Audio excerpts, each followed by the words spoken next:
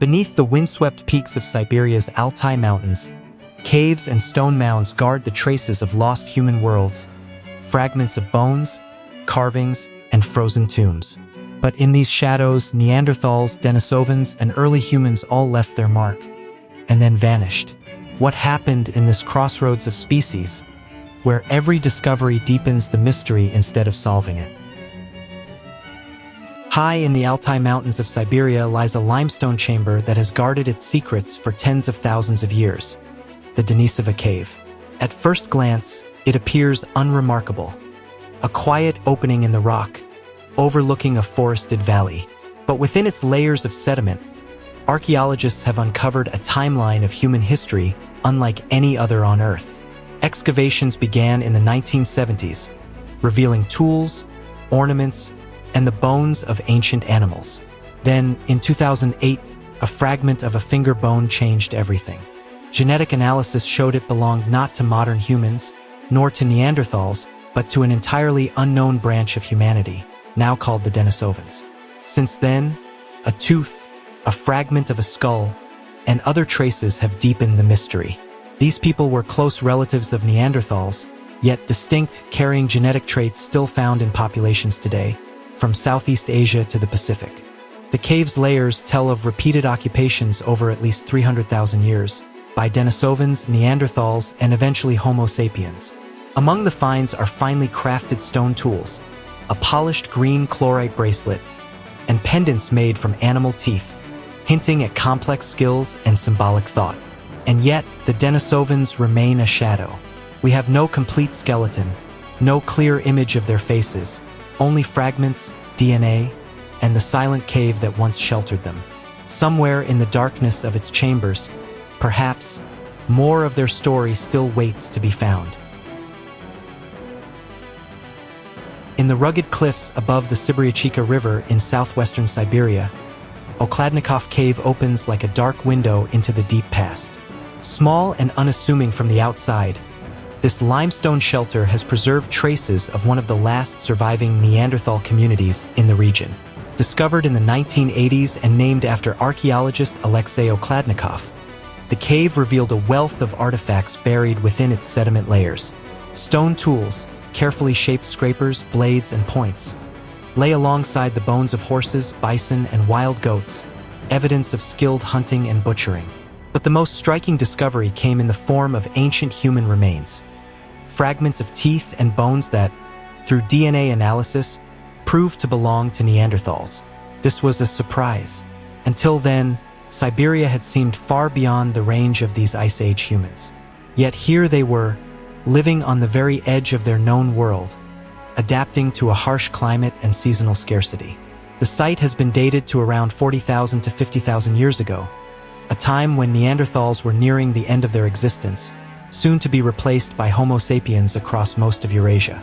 Okladnikov Cave stands as a rare record of their resilience, and of a moment when multiple human species may have crossed paths in these remote landscapes. The wind still moves through its entrance, carrying with it the silence of those who once lit fires here, their faces lost to time, their final chapter still unfinished. In a narrow limestone gorge along the Chagyrskaya River in the Altai Mountains, Chagyrskaya Cave looks like little more than a shallow opening in the cliff. Yet within its cold, dusty layers lies one of the richest Neanderthal sites in all of Siberia. Excavations have revealed thousands of stone tools, sharp-edged scrapers, points, and flakes, crafted in a style strikingly similar to that of Neanderthal sites in Eastern Europe. Mixed with them are the bones of bison, wild horses, and other Ice Age animals, many bearing cut marks from butchering. This evidence suggests that Chagyrskaya was not just a shelter, but a seasonal hunting camp used by Neanderthals following migrating herds. The human story here is unusually personal. Among the finds are the remains of at least 2 Neanderthals, including a woman and an adolescent, their bones carrying genetic clues that link them to Neanderthal groups far to the west. This hints at long-distance movement or even migration across the vast Ice Age steppe. Dating to around 50,000 years ago, the cave's occupation overlaps with that of nearby Denisova Cave, raising the possibility that different human species lived in close proximity. Whether they met, traded, or simply avoided one another remains unknown. Today, Chagyrskaya Cave stands as a quiet witness to this ancient frontier, a place where survival meant skill, adaptability, and perhaps long journeys across an unforgiving land. The final chapters of its story may still be hidden in the soil, waiting to be uncovered. Tucked into the cliffs of the Anwy River Valley in the Altai Mountains, Strashnaya Cave, whose name means terrible or fearsome in Russian, has watched over human history for tens of thousands of years. Its wide entrance opens into a series of chambers where layers of sediment preserve a deep archaeological record, spanning from the Middle Paleolithic to the Neolithic. Excavations here have revealed stone tools, ornaments, and animal bones, each layer marking a different chapter of occupation. Among the most significant finds are Neanderthal remains, teeth and bone fragments, dated to roughly 40,000 to 50,000 years ago. These were found alongside the remains of large Ice Age mammals, bison, horses, and woolly rhinoceroses, suggesting the cave served as both a hunting base and a shelter from Siberia's severe winters. Later layers contain traces of modern humans, including finely worked tools and decorative items. This overlap hints at a period when Neanderthals and Homo sapiens may have shared or competed for the same landscapes in the Altai. Strashnaya Cave's significance lies in its continuity. Few places offer such a clear, uninterrupted sequence of human presence over so many millennia. And yet, many questions remain. Who were the last Neanderthals here? How did their lives intersect with the newcomers? The cave's silent chambers hold no answers, only the slow accumulation of time and the faint echo of footsteps from those who once walked its stone floors. In the remote reaches of the Siberian Altai, Chagyrskaya Cave, Stone Cave in Russian, sits high above the valley floor, its entrance framed by sheer rock walls. Though smaller and less well-known than nearby Denisova or Strashnaya, it has yielded an archaeological record that stretches deep into the Ice Age, offering rare glimpses into human survival at the edges of the inhabited world. Excavations have uncovered layers of occupation dating back more than 30,000 years. Stone tools dominate the finds: sharp blades, scrapers, and points fashioned from local flint and jasper. Alongside them lie the bones of hunted animals: red deer, bison, ibex, their cut marks telling of seasonal hunts and careful processing of meat and hides. The cave's high vantage point may have offered both shelter from the winds and a strategic lookout over game-rich valleys. While no complete human skeletons have been found, scattered bone fragments hint at the presence of both Neanderthals and early modern humans. The precise sequence of occupation remains under study, but the tools suggest changing technologies and perhaps shifting populations over thousands of years. Chagyrskaya Cave is more than a shelter in the rock. It is a layered record of adaptation. Each flake of stone, each fragment of bone is a trace of people who braved harsh winters, navigated a raw and unforgiving landscape, and left their mark in silence. How many lives passed through its shadowed entrance, and how they intertwined, is a story still half buried in the soil. On a terrace above the Anwy River in the Altai Mountains lies Unearthed, a modest-looking rock shelter that conceals an unusually long and complex record of human occupation. From the outside, it appears as a shallow recess in the limestone, partially hidden by brush. But within its stratified layers, archaeologists have uncovered tens of thousands of years of prehistory, bridging the worlds of Neanderthals, Denisovans, and early modern humans. Excavations have revealed stone tools from multiple cultural phases, from heavy, flake-based Middle Paleolithic implements to finely retouched blades and points of the Upper Paleolithic. The site also contains hearth remains, suggesting repeated seasonal use, as well as animal bones from bison, horse, red deer, and ibex. Many of these bones bear cut marks, clear evidence of butchery and food processing.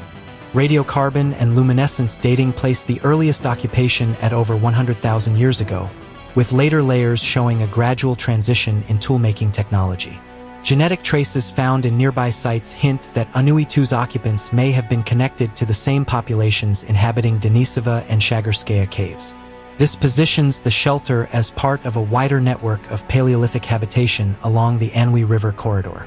Anhui too is valuable not for a single spectacular discovery, but for its continuous record, a slow, layered story of survival, adaptation, and perhaps contact between different human species. Even now, much of that story remains unspoken, lying quiet in the cool soil beneath the shelter's overhanging rock. Set in the rugged foothills of the Altai Mountains, Karabam is an open-air Paleolithic site that has become a key reference point for understanding the spread of modern humans into Siberia. Unlike the region's famous caves, Karabam lies in the open, on a river terrace with sweeping views of the surrounding valleys, a place where Ice Age hunters could see game approaching from afar. Archaeologists first investigated the site in the late 20th century, uncovering a rich scatter of stone tools embedded in ancient soils. The artifacts belong to the early Upper Paleolithic, dated to roughly 45,000 years ago, making Karabam one of the earliest known modern human sites in northern Asia. The toolkit includes slender blades, burins, and end scrapers, crafted with precision from high-quality stone. These technologies mark a distinct break from the heavier, flake-based tools of the Neanderthals and Denisovans who had inhabited the region before. Animal bones at the site, including horse, bison, and red deer, suggest seasonal hunting, perhaps in late summer or autumn when herds were plentiful. There is no evidence of long-term settlement, pointing instead to repeated short-term camps as part of a wider network of movement. Karabam's significance lies in its timing, a snapshot of modern humans entering a land still shaped by other human species. Whether they encountered those earlier populations is unknown, but the site stands as silent evidence of a turning point, when new people with new tools and new ways of life began to push into the cold heart of Siberia. In the high mountain valleys of the Russian Altai, UST Karakol 1 rests on a terrace overlooking the fast-flowing Karakol River. Today, it is a quiet, windswept place, but during the Upper Paleolithic, it was a seasonal camp for hunters moving through the region's challenging terrain. Archaeological work at UST Karakol 1 has revealed a concentration of stone artifacts, finely made blades, scrapers, and projectile points, alongside the remains of hunted animals such as ibex, red deer, and bison. The precision of the toolmaking suggests skilled craftsmanship, likely aimed at meeting the demands of hunting in steep, rocky landscapes. Radiocarbon dates place the site's occupation at roughly 30,000 to 35,000 years ago, a time when modern humans were firmly established in parts of Siberia but still adapting to the extremes of its climate. Hearth features, ash layers, and concentrations of burnt bone hint at communal activity. Cooking, tool repair, and perhaps planning for hunts that would take them further into the mountains. While no human remains have been found, the cultural materials link UST Karakol 1 to a broader network of Paleolithic sites in the Altai. Together, they paint a picture of mobility, groups moving between river valleys and highland passes, leaving behind traces that are now buried under layers of wind-blown soil.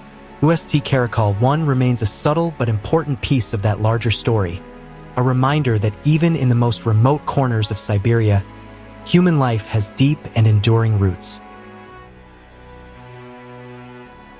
Perched along the upper reaches of the Karakol River in the Altai Mountains, UST Karakol 3 is a Paleolithic site that offers a focused glimpse into the lifeways of ancient hunters who moved through these highland valleys. The location, set against steep, rugged slopes, would have provided both shelter from the wind and a vantage point over migrating game. Excavations at UST Karakol 3 have uncovered a well-preserved scatter of stone tools, long, narrow blades, carefully retouched scrapers, and small projectile points, characteristic of Upper Paleolithic technology. Many of these implements show signs of resharpening, suggesting they were used repeatedly over the course of short-term occupations. Animal remains from the site, including ibex, red deer, and wild horse, point to a hunting strategy adapted to the seasonal movements of herd animals through the mountain passes. Burnt bone and ash layers indicate the presence of hearths, where hunters likely prepared food and repaired tools before moving on. Dating to approximately 30,000 years ago, UST Karakol 3 appears to have been part of a network of camps along the Karakol River corridor, each used as a stopover during broader seasonal movements. Though no human remains have been found, the tools and faunal evidence speak to the resilience and adaptability of those who passed through. Today, the site is little more than a scatter of stones in alpine soil, yet each blade and fragment preserves a quiet moment in the long human story of Siberia's high mountains. On the banks of the Anhui River in the Altai Mountains lies Kerema, a Paleolithic site that has reshaped our understanding of the earliest human presence in Siberia. At first glance, it appears as a simple river terrace, its surface scattered with stones and grasses. But beneath that soil, archaeologists have uncovered artifacts that may date back more than 800,000 years, making Kerema one of the oldest known archaeological sites in the region. The finds include simple core and flake stone tools, lacking the refined craftsmanship of later periods but remarkable for their age and context. These implements suggest that early human ancestors, possibly Homo erectus or a related species, had reached deep into Central Asia far earlier than once thought.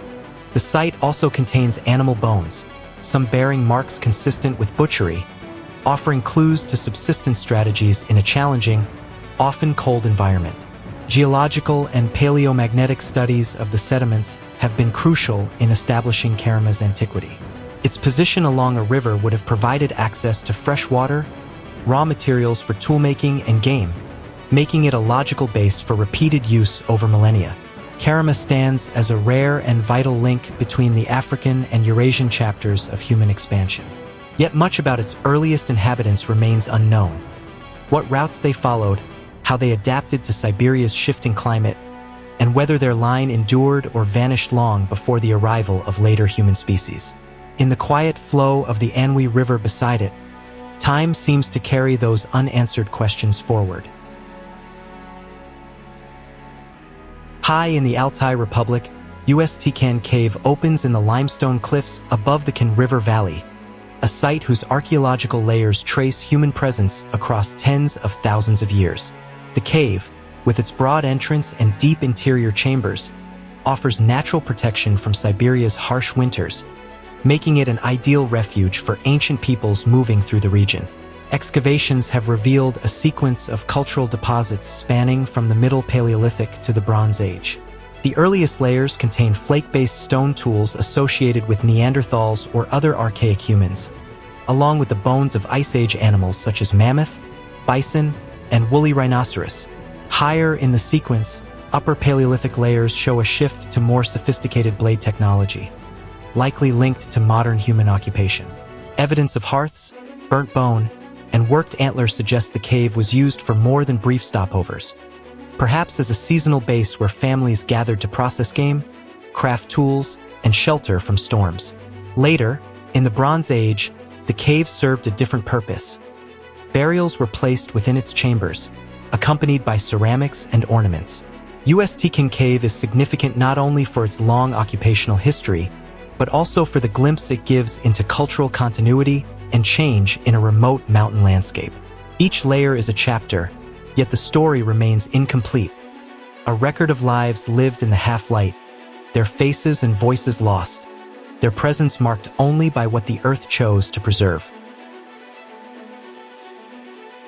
In the forested foothills of the Altai Mountains, Razbernikia Cave, Robber's Cave in Russian, sits in a limestone cliff overlooking the Katun River. Its name comes from local legends of bandits once using it as a hideout, but its true story reaches far deeper into prehistory. Archaeological excavations have revealed layers of occupation dating back to the Pleistocene, with stone tools, animal bones, and hearth remains preserved in its sediments. Among the most remarkable finds is the partial skull of a Denisovan, discovered in 2017. Genetic analysis confirmed its link to the mysterious human group first identified at nearby Denisova Cave, making Razbernikia one of the few other sites in the world to yield direct Denisovan remains. The cave's faunal record includes the bones of bison, wild horse, and mountain goat, many bearing cut marks from butchery. The presence of fire pits suggests repeated visits, likely by small hunting groups taking advantage of the cave's sheltered position and vantage point over the river valley. Radiocarbon dating indicates multiple periods of use, from tens of thousands of years ago into more recent prehistoric times. Yet the Denisovan skull fragment, robust and ancient, remains the site's most intriguing discovery, raising questions about how widely these elusive humans ranged and whether they crossed paths with Neanderthals or modern humans in this part of Siberia. Today, Razboynikia Cave stands quiet, its entrance partly hidden by trees, holding the layered echoes of people who lived, hunted, and perhaps met their kin from other human worlds. On a broad, sloping rock face along the Chuya River in the Altai Mountains, the Kalbaktash petroglyphs form one of Siberia's most remarkable open-air galleries of ancient art. Carved into the darkened surface of the cliffs, more than 5,000 images stretch across multiple panels, layered over millennia by different cultures. The earliest engravings, dating back to the Neolithic, depict wild animals, elk, deer, ibex, etched with simple, confident lines. Later Bronze Age and Scythian period carvings introduce more complex scenes. Warriors on horseback, hunting parties with bows and spears, and stylized chariots rolling across the stone. Some panels show human figures with elaborate headdresses or abstract symbols whose meanings remain unknown. The site's location, at a crossing point on an ancient route through the Altai, suggests that Kalbaktash was more than an art wall. It may have been a place of ritual, storytelling, or territorial marking. The river's presence and the surrounding mountains would have made it a natural gathering place for seasonal movements of people and herds.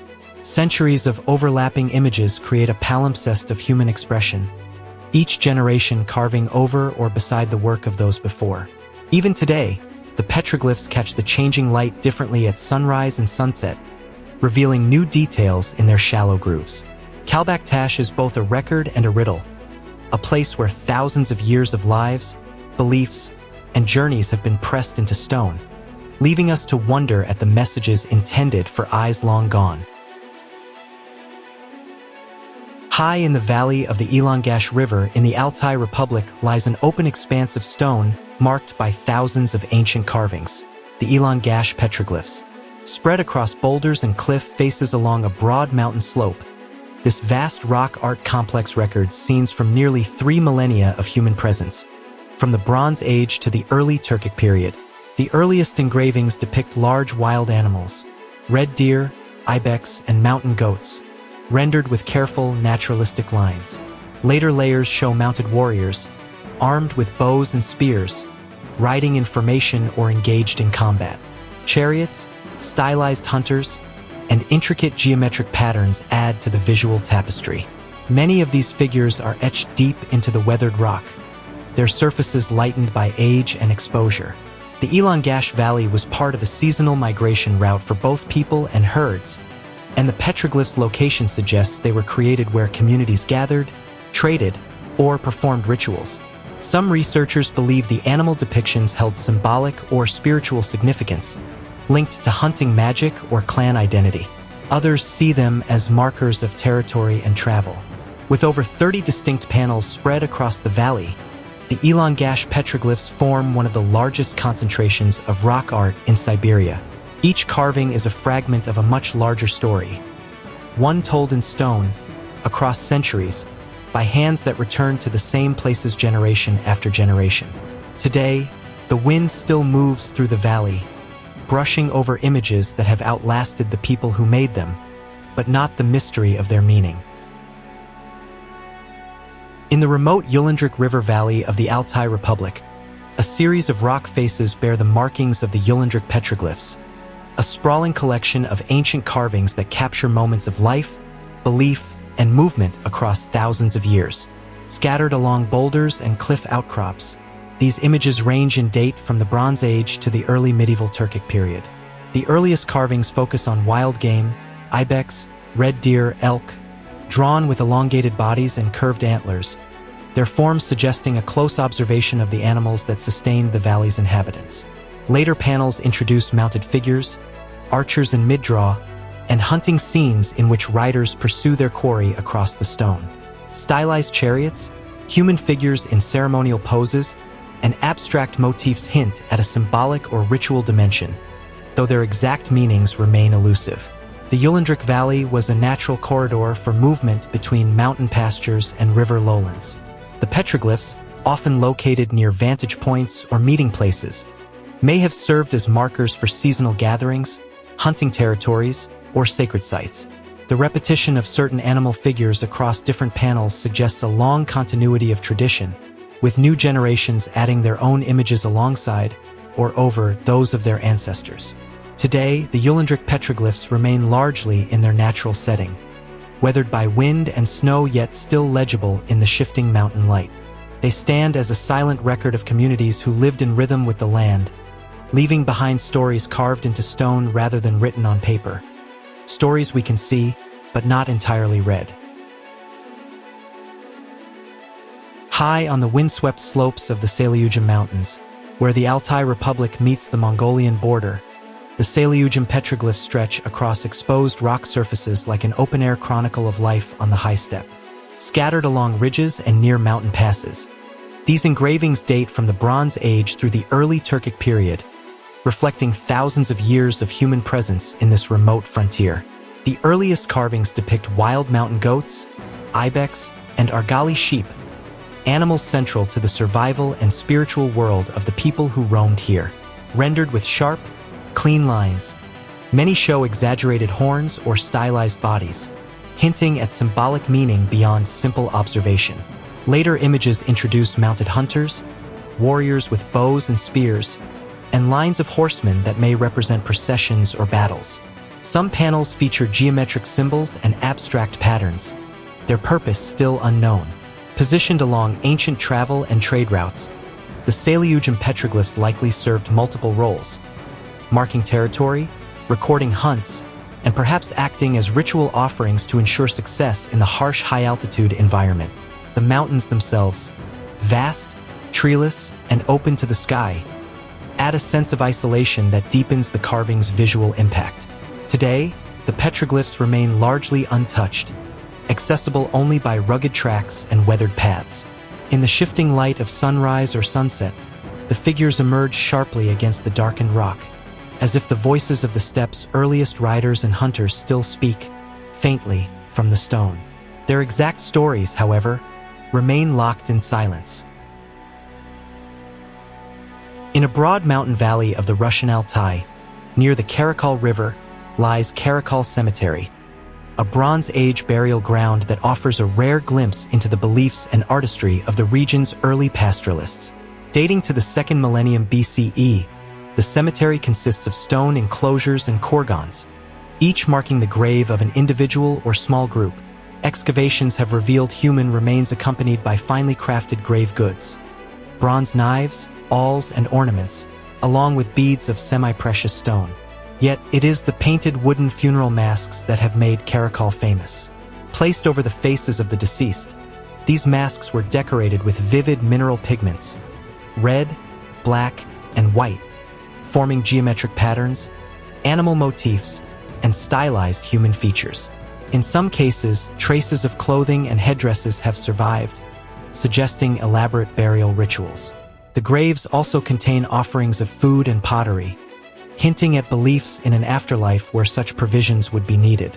The presence of both men and women in richly furnished burials suggests a society where status was not defined solely by gender, and where symbolic expression played a central role in funerary practices.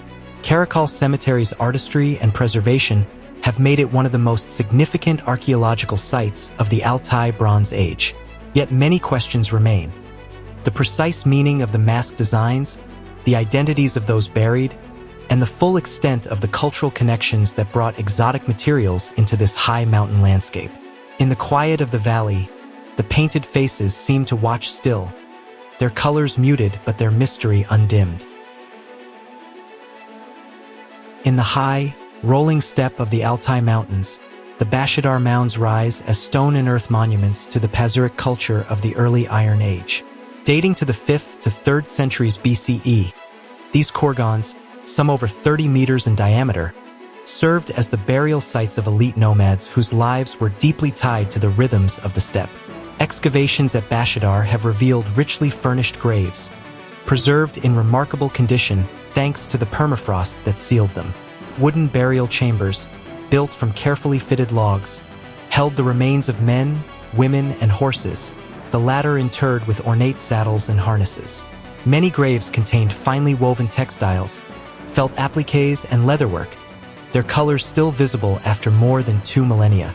Among the most striking finds are tattooed human remains, the skin marked with intricate designs of mythical animals, deer, and griffin-like creatures. A rare glimpse into the body art traditions of the Scythian world. Gold ornaments, weapons, carved wooden vessels, and imported goods point to wide-ranging trade connections across the Eurasian steppe. The Bashidar mounds reflect not only the wealth and artistry of the Pazyryk people, but also their complex spiritual beliefs, in which animals played a central symbolic role. Each burial was a carefully staged ritual, intended to equip the deceased for the journey into the next world. Today, the mounds still rise from the grassy plain, their surfaces weathered by centuries of wind. Beneath them lies a frozen archive of a vanished way of life, its story only partly told through the treasures brought back to the light. High on the windswept Yukok plateau of the Altai Mountains lies Alaka 1, a burial complex of the Pazyryk culture dating to the 5th to 3rd centuries BCE. Set in a stark, treeless landscape more than 2,000 meters above sea level, the site is defined by stone kurgans whose contents have been preserved for over 2 millennia by the plateau's deep permafrost. Excavations at Alaka 1 have revealed log-built burial chambers beneath layers of stone and earth. Within them, archaeologists found the remains of individuals interred with elaborate grave goods, richly decorated saddles, harness fittings, carved wooden objects, and fine textiles dyed in vivid colors. Horses were buried alongside their owners, their bridles adorned with intricate felt and leather ornaments shaped like stylized animals. One of the site's most famous discoveries was a tattooed individual whose skin bore intricate designs of fantastical creatures. Deer with curling antlers, griffin-like beasts, and abstract motifs, rendered with remarkable skill. These tattoos, preserved in the ice, provide a rare and direct link to the symbolic and artistic traditions of the Pazyryk people. Alaka 1's location, remote and exposed, reflects the nomadic lifeways of its builders, who traversed the high-altitude steppe with herds and traded across vast distances. The goods buried here speak of both wealth and belief, of a culture that saw death as a journey requiring preparation and protection. In the thin air of the Yukok Plateau, the kurgans still lie scattered across the grasslands, their stones warmed by the summer sun, their frozen interiors holding the silent memory of lives lived in harmony with the harsh beauty of the high steppe. In the forest steppe zone of southwestern Siberia, near the Ob River, the Bely Yar kurgans rise as low, grass-covered mounds that mark the burial grounds of the early nomadic cultures of the region. Dating from the early Iron Age through the medieval period, these kurgans reflect a long tradition of monumental burial that connected Siberia to the wider cultural networks of the Eurasian steppe. Excavations at Bely Yar have uncovered log-lined burial chambers, often placed beneath large earthen or stone mounds. Many graves contained horse sacrifices, with the animals buried fully harnessed, a hallmark of steppe warrior traditions. Weapons such as iron swords, arrowheads, and spears were found alongside ornaments of bronze, silver, and occasionally gold, while pottery and food offerings suggest a belief in provisioning the dead for the afterlife. The site's artifacts reveal influences from Scythian, Saka, and later Turkic cultures, pointing to Bely Yar's location along important trade and migration routes. Some burials contained richly decorated clothing and belt fittings adorned with animal-style art, stylized depictions of deer, predators, and mythical creatures, linking the kurgans to the broader artistic traditions of the steppe nomads. While many mounds have been weathered or disturbed over the centuries, Bely Yar remains a key archaeological reference for understanding the cultural blending that took place in Siberia's river valleys. Beneath their unassuming grassy slopes, the kurgans still hold the remains of warriors, herders, and leaders whose lives bridged worlds between forest and steppe, and whose stories remain largely untold.